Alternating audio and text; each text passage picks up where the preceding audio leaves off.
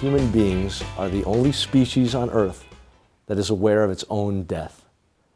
And that fact alone, the fact that we get up every day and we know that we will die, the courage that we have to continue in our life, pushing out of consciousness the knowledge that someday we will not be here, that is amazing. And I'm very grateful to share the stories on people who defy the odds, people that by all rights shouldn't be here, but they are. All right, good to see you. Okay, hey man. All right, good to see you. Hey man. Between the mic stand and those PA speakers. So I'll set it up and then I'll come tap you on the shoulder. See, that was real nice of you guys. I didn't even give you a ride. Come through that.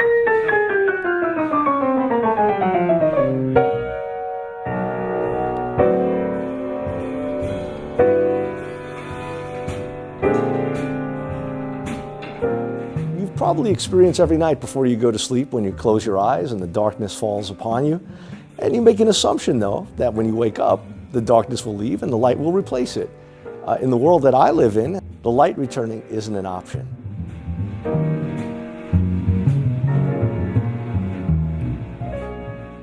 Because I have no sight in my right eye, and I have 2400 sight in my left eye.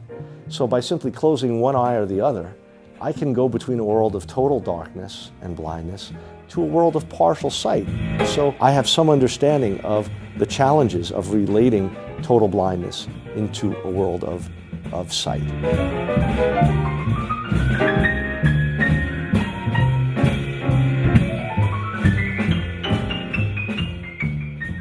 I did notice that he wasn't looking at me when I was holding him, when I was feeding him, when he was just a newborn.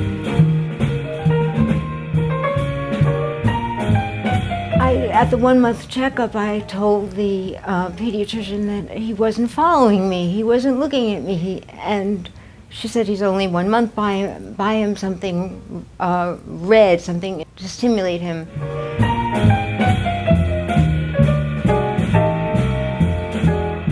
She said, oh my God, well now he could be mentally retarded, it's a syndrome, if you don't see it goes along with other abnormalities.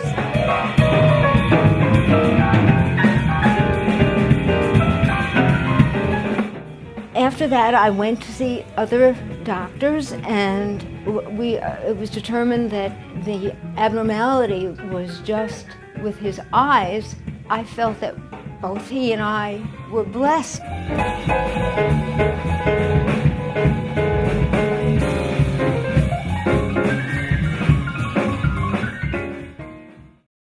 Killer of pianos, Henry Butler. Mr. Butler. Mr. August. Saw you a long time ago at Kells. Oh, right on. My pleasure, man. Should I get out of the way? What's bothering you the most? Well, especially with these youngsters. Oh, yeah. Wow. How did that happen? I guess maybe moving the piano. I could be. Yeah, that was.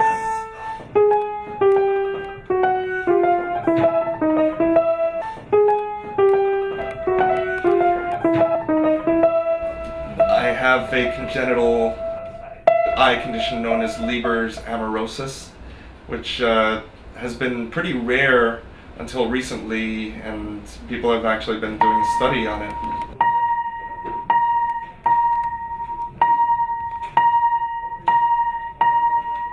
So nothing from that study as of yet as to whether or not they can reverse it.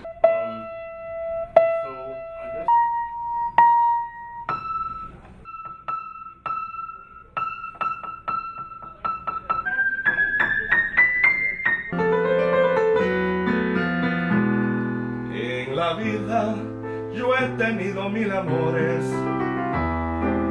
y te juro con ninguno me quedé. Jardinero cultivaba lindas flores que me dieron sus espinas con las cuales yo sangré. My name is Rocco Fiorentino and I'm 15 years old. Rocco He only weighed a little over a pound when he was born. I was given too much oxygen in my ventilator and it basically detached my retina, so I've been blind since birth. He certainly has altered our life for the better. I don't think that I would be the person I am today if it weren't for Rocco being in our lives. Somewhere over the rainbow. So for the first 6 months of his life, he had 72 blood transfusions, 12 major surgeries. There's a land that I've heard of once in a lullaby. He may not have sight, but I always say he's a kid first. He just happens to be a kid who can't see. I was scared to death. I didn't know where to turn. I didn't know where to get resources or information. I didn't really know anybody who was blind. The dreams that you dare to dream. When you're forced into a position raising a child who has a disability, you're not ever prepared for the path that God put you on. But I truly feel that God put Rocco in the hands of my husband and I because we were the best parents that he could have. That's where you'll find me.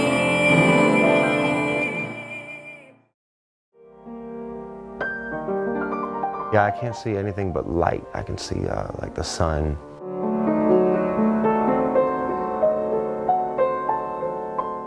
I was born blind of some sort of a retinal condition, a thing called Leber's congenital amaurosis, but I have other symptoms that are not involved with that. It doesn't even really matter. It's just not going to change anytime soon, so I try not to even worry about it.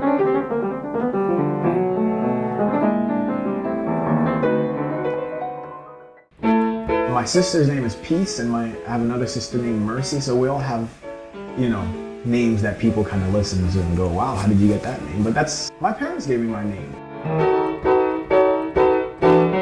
Well, I was born blind in my left eye, and I had vision in my right eye to a degree up until I was about 10 or so. Between the grades of 3rd and 4th grade, I got shot in the eye with a water gun, and it detached my retina. And the vision in the right eye deteriorated ever since that accident. And so, you know, right now it's kind of, there's something there, there's light perception, there's a little bit of, you know, movement perception, so very, very little vision left.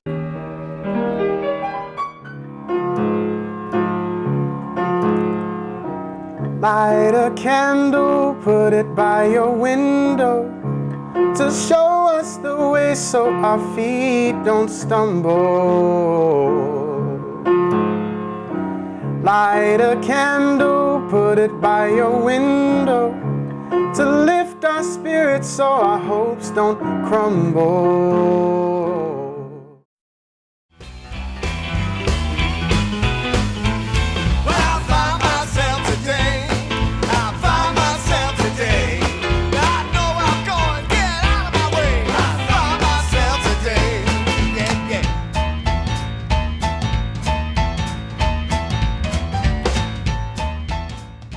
Remember the guy rides the atomic bomb, yeehaw! Over Moscow or over one of the, it was a comedy about World War III, Strangelove. Is that the one where they blow up the world? And that was the last movie I saw. And then woke up the next day and there was no picture. Keep my dream alive. I'll do what it takes to survive. Gonna keep my dream alive. Just gonna have to deal with it. I had just a little bit of light left in one eye. I remember walking around in the hallway of the hospital saying, okay, I can see some light coming from that window, so I know that's going to be a guide. Okay, yeah, if I just map out this little area here, I know the chair's there. And so already my brain started working within that first week. And just say, okay, this is your new life. You know, gonna have to confront it, because losing your sight it's not the end of the world. It really isn't.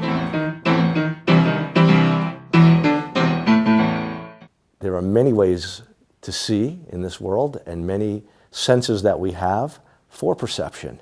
And there's a miracle that occurs when one sense is deprived, the other senses step in and heighten. You know, when he was little, we would talk about the good witch and the bad witch, you know, like in the fairy tales, you know. Well, the bad witch might have, you know, given him this, but look at all the other gifts that he has gotten. I began in music the same way I began being blind. I didn't ask for it at all. It was just a gift. You know, as an infant, he was playing a little toy xylophone. He was playing all the nursery rhymes. He was just able to do that. And so we got him a piano. And then when he started to play, he was playing everything. And when he went to kindergarten, and the teacher didn't play the piano, he played the piano. 24 hours a day, 7 days a week, I played jazz music in his incubator. As part of our routine when we came home, is that I would sit him on my lap and I would play nursery rhymes. Rocco was playing Old MacDonald at age 2. I remember when he was about 4 years old, he was singing a Jimmy Buffett tune in the basement. By the time he was age 5, he could play Mozart.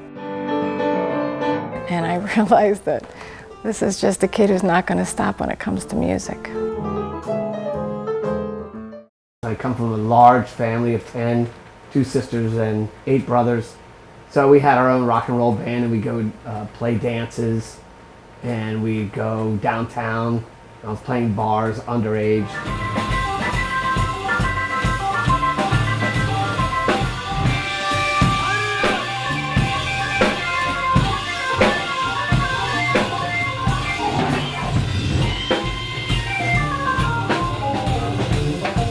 There was always music in the house, well, except at 4 o'clock in the morning.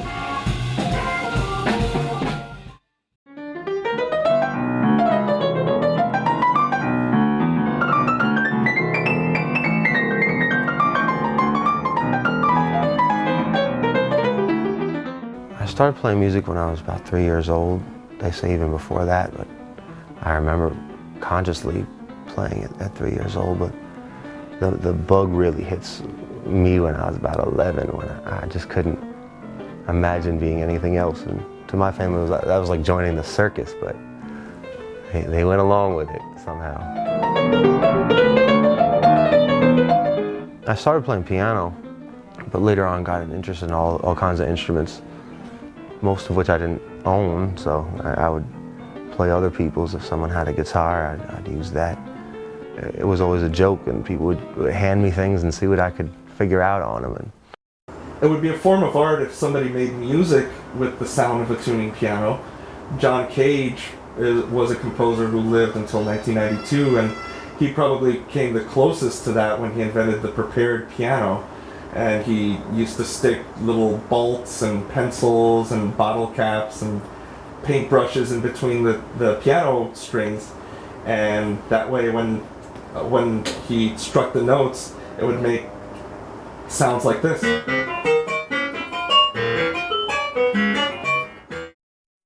When I was from 6 months old to about 10 years old, I spent most of that time in the children's ward of the Columbia Presbyterian Eye Hospital, where I had 22 surgeries.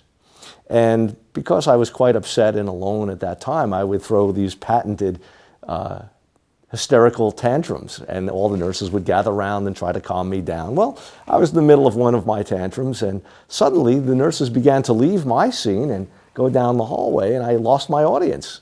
And so I was curious, and I wanted to see what could be a bigger draw than my show, so I went down the hall, and sure enough, they were all gathered outside the door of Melanie, who had the room next to me. And what had happened is she locked herself in a room, and she wasn't letting anyone in.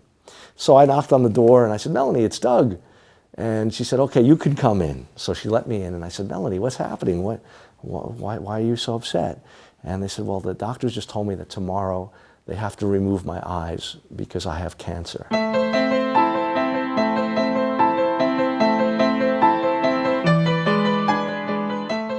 When you're a kid and you fall, your mother says, you only scraped your knees, you didn't break your leg, you're lucky. You broke one arm, you didn't break two, you're lucky. And at that moment, I suddenly realized that what I thought was so important and my right to complain and throw my scene was so quickly put in perspective that whatever you think your trouble is, there's someone down the hall with something much worse that you wouldn't want to trade for. I remember arriving at Yale University for my first day of school, and I went to the library. And the first book I checked out was Charles Darwin's Origin of Species, because I've heard about it my whole life and I was very curious. And I quickly learned that I would probably be dead in any other time. We were going down the street, driving in the car. And I didn't have anywhere to look, of course, so I'm just looking out the window. Figuring, oh, I'm looking out the window. And Michelle's like, Johnny, stop looking out the window. This guy is freaking out next to you. He's about ready to jump out of his fucking car because he thinks you're like, you want to fight. If people think you're staring at him, they don't know. You got shades on, and then this guy's giving me the evil look or something. Fitting in. Sounds simple, but I think it's quite challenging. I think it's the first pressure that we all feel once we go out into the world, and we notice that everyone is different.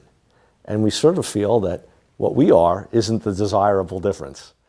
I remember making the phone call to the school district when he was 2 years old in preparation of him attending school when he was 3, and said that I have a very articulate 2-year-old who will be coming to your school district at age 3, and I would like to start getting the paperwork in order for him to go. The only problem is he can't see. And they said, well, what do you mean he can't see? And I said, well, he's totally blind. And they said, well, he can't come here. And I said, why not? They said, well, we don't know what to do with him. They wanted to send me to Overbrook School for the Blind on a bus 2 hours away when I was 3. And I said, well, I wasn't going to drop him on your doorstep and leave. I have a whole infrastructure. I have mobility specialists. I have Braille teachers. I have everybody to make it work. So they sent over a psychiatrist. And Rocco was about 2.5 because it was about 6 months later. And I said to Rocco, there's a gentleman that's coming to talk to you today. He wants to see how smart you are. Okay, so when the doorbell rang, he went, hi, I'm Rocco. When you come in, make sure you go to the left. There's 2 steps before you step down. If you miss those 2 steps, you'll fall right on your face. And I remember the psychiatrist turning to me and saying, he's a bright young man. I have some sort of idea of what colors are.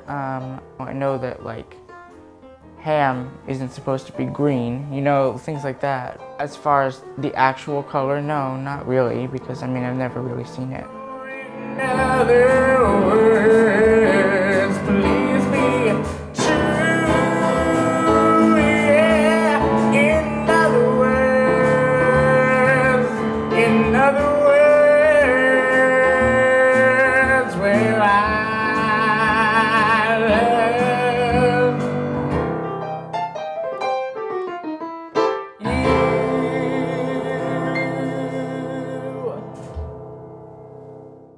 I went to a regular school. My family had to fight very hard in court to get that to happen because in order to become educated, you have to learn to read Braille, so a teacher has to be brought in to make sure that you know how to read that. Because I nobody wants to. I when you're down and out. Nobody needs you. Nobody wants you now. Nobody wants you. When you're down and out. Nobody wants you. Nobody wants you now. When you're down and out. When he first went to school and they had these books like Jack went up, Jill went down, he couldn't see that, and there was no such thing as large print books. So I would just cut paper and write in big magic markers and paste it in the book. Jack went up, Jill went down. And so at the beginning of the school year, the entire classroom would be inundated with these books in large print. And my dictionary alone took 3 volumes that weighed 20 pounds. And I felt quite embarrassed that here I was, I had to sit in the front row, I had all these books, and I was clearly different. I had these thick glasses on. Kids would call me Coke bottle eyes and pop eyes. Some were quite creative. Very hurtful, and he wanted to be just like everybody else. Classmates early on treated me very, very well. Also, a lot of older kids thought I was funny and used to take me out in a lot of cool places that a lot of people my age weren't allowed to go to yet. And I looked older so I could get away with it, and I had no ID, so so people took me out. I had a lot of fun. First time I did it was on the Steve Harvey radio show. They said I couldn't bring an amp, so I brought one of those little toy keyboards for kids with the little blue buttons. And Steve took one look at it and said, "You're either a good musician or you're on crack, because no one else would show up with that." Those are too cool for school, man. That's Lou Rawls or he might go. You'll never find, for as long as you live, someone who loves you tender like I do. I think as a kid, it was definitely traumatizing, to say the least, to go from, I remember the day of it, I was playing basketball, the morning, and then at night my vision was really blurry. So it was shocking. But, I think, in hindsight, would I change it? I would say no, because it allowed me to go through a growth that I think most people don't go through until they're about 30. And I really appreciated that maturity, because it took me through high school and middle school and college, and it took me through a lot of things without me having to experience the problems that kids my age were experiencing. When we first moved to New York, Michelle went up and said, "Hey, me and my boyfriend we're interested in your apartment, and is there any problem? My boyfriend's blind." And the guy said, "Hell no, I'm not renting my apartment to a blind guy." Straight up, that's what he said, "Get out." So we knew, there's beware. There are some people who don't understand blindness. Because you can't read body language or you can't make eye contact, they say, "Oh, not only is he blind, he might be partially retarded." I've had moments of my life that have been difficult and trying and definitely hard. And I've even had moments where I've said to myself, "Man, this is unfair," or whatever the case may be. But no one promises life is going to be fair to you. And I think the trick to life is learning how to take what you have and make something wonderful out of it. Underneath, it was very, very painful, not fitting in, being different. And worst of all, there was nothing I could do about it. And I know that a lot of times he didn't share his pain because he didn't want me to feel it or worry. Because my worrying made him feel less of a man. Every day is a danger. When you're blind, you could get hit by a car, and there's been many times I was almost hurt. And every day is a gift, and every day could be your last for anybody. But blindness puts another added risk into it, and I choose not to really worry about that too much. All right. Remember, I can't see you, so I gotta hear you. Having fun so far? Yeah! All right. That's more like it.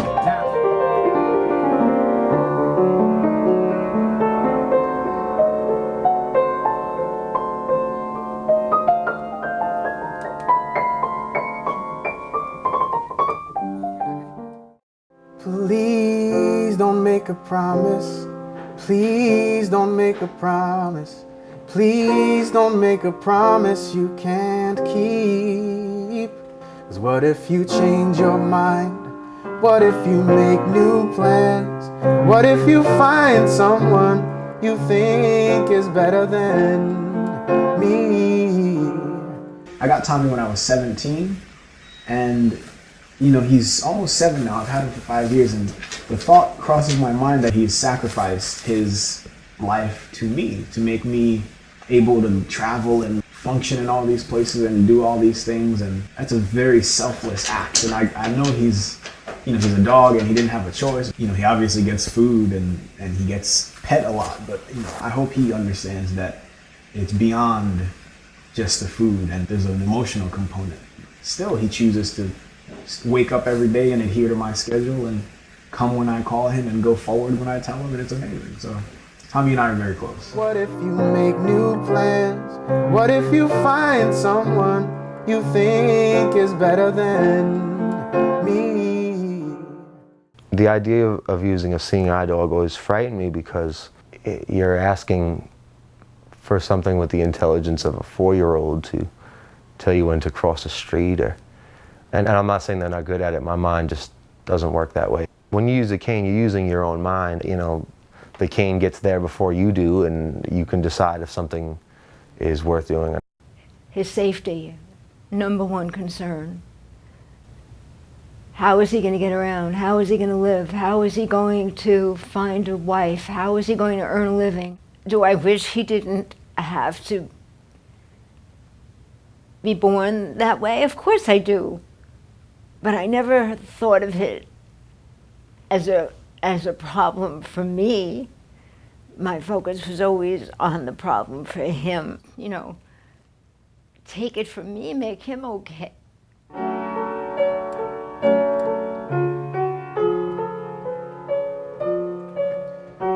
Give me the chance to be good to those who are good to me.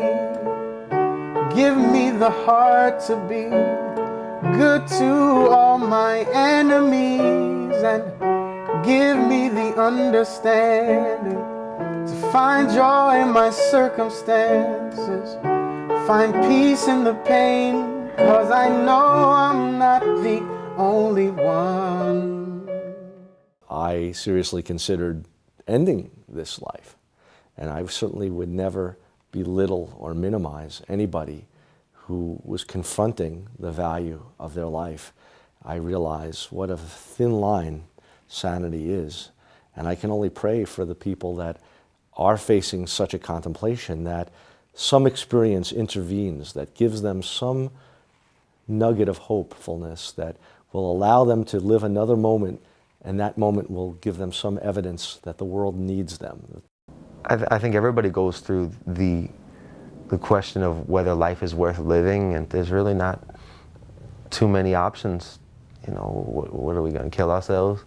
Which is the most selfish thing you could do, as I see it, because everyone else has to live with it, not you. So if you care about others, you should live your life, as I see it. Blindness being the biggest weakness in someone's life, I think, is silly. There's so many other things that come up that are so much worse. Most important thing in my life will always be family and friends, because whatever you have, whatever you do, whatever you don't have, whatever you don't do, they're there for you, and you need to be there for them. Now, if George Benson were here, he'd start getting...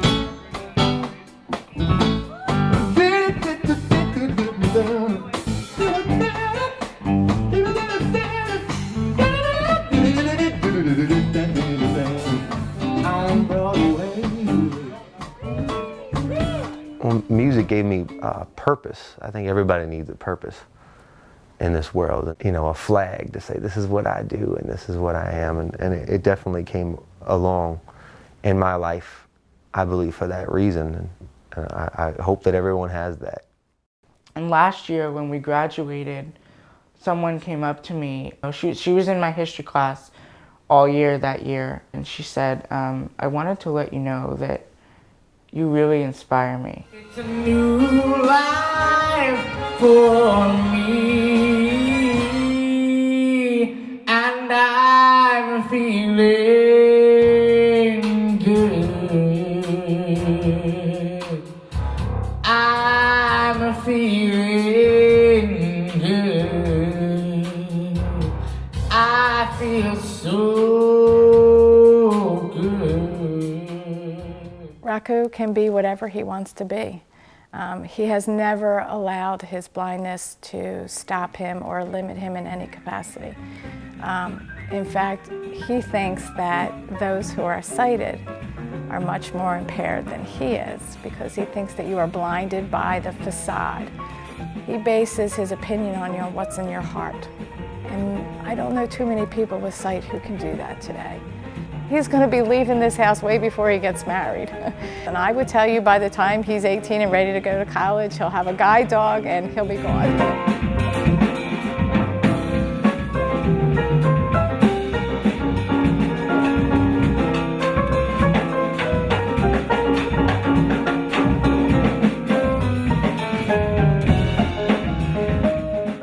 When I listen to music, I can see 2020. I can perceive three-dimensional space. I can perceive emotion. I can perceive so much that's encoded in the sound that I feel as if I'm not missing anything.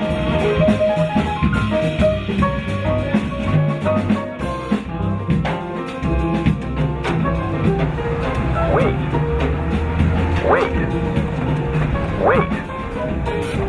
6th Avenue. Walk sign is on to cross 6th Avenue. 6th Avenue. Walk sign is on to cross 6th Avenue. The soldier in the midst of war is under the same pressures, the same heightened reality, the same struggle for their life as somebody who walks out onto a street with traffic going in every direction and people coming at them and trying to figure out where they are in the world and where they're going to go next. That to me is amazing. I need a tissue. Is that okay?